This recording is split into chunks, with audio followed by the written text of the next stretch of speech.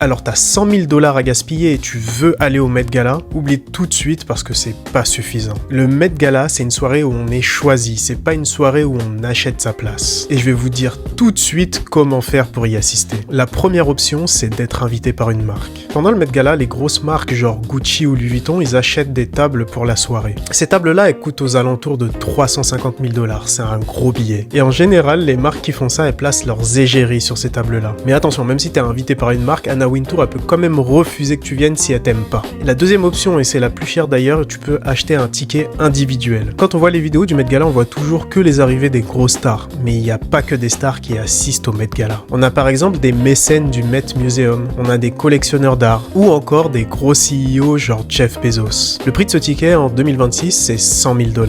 Et encore, c'est même pas suffisant, ça te met juste sur une longue liste d'attente, et si l'équipe de Vogue juge que ça vaut le coup que tu viennes, c'est à ce moment-là que tu auras la chance d'assister au Met Gala. Sinon, ils vont tout simplement refuser ton chèque. Bref, au final, le Met Gala, c'est l'une des soirées les plus fermées au monde, et ça fait quand même cher de payer 100 000 $ juste pour manger du poulet froid à côté d'A$AP Rocky. Et vous, mettez-moi en commentaire, est-ce que vous pensez que 100 000 $ c'est un bon prix pour pouvoir y assister? Et aussi, si vous avez aimé cette vidéo, n'hésitez pas à la liker et à vous abonner si c'est pas déjà fait.